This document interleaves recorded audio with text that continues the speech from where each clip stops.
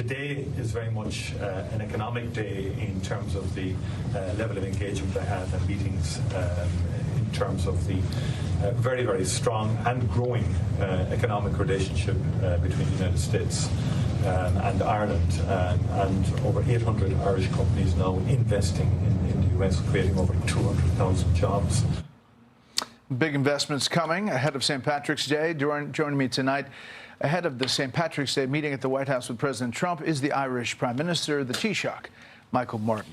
Mr. Prime Minister, thanks for being here. Thank you very much indeed, Brett. Great to be here. You're mentioning there economic investment. So you come not only with the traditional bowl of shamrocks, but also some $6 billion? Well, that's only this week. I mean, overall, you're looking at about $390 billion of investment ongoing over the years, increasing all of the time. 800 Irish companies now employing thousands of people, about 200,000 people across America, which illustrates the transformation of the relationship between the US and Ireland. It's a two-way economic street.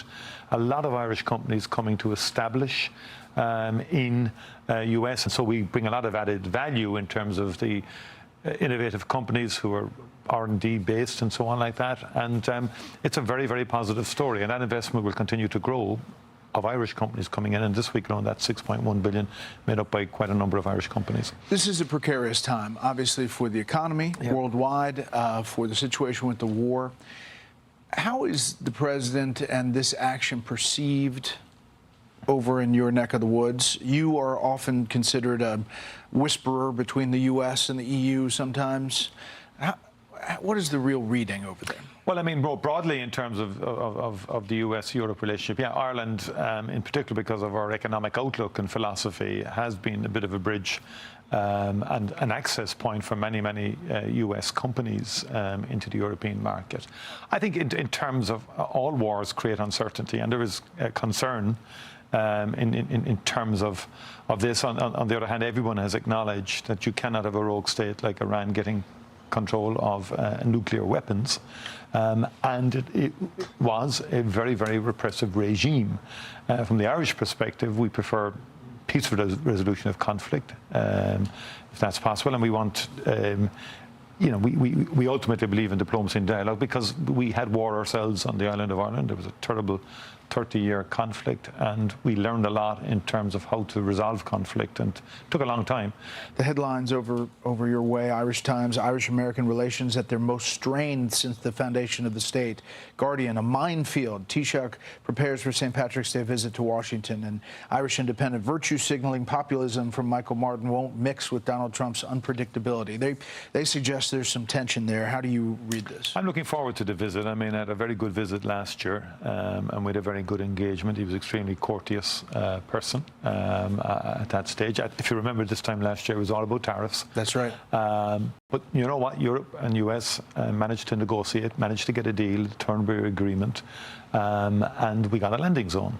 Again, as I say, we will be articulating that two-way relationship, both economic, but also culturally and right across the board, but also America 250. I mean, what's extraordinary, and I was in Philadelphia for 2 days, Ireland was there at the very beginning in terms of the Declaration of Independence. 3 Irish signatories on that declaration, Thornton and Smith, and also John Dunlap was the man who printed it and who disseminated was an Irishman. George Washington attended a Friendly Sons of St. Patrick dinner in the late 1700s. I mean, it goes way back. He did, and he wrote some very strong points, or you know, in terms of the character of Stephen Moylan when he selected him, and he needed someone to work as his aide-de-camp at that particular time. That's the foundation, and so we come with mutual respect. We don't agree on everything, of course, and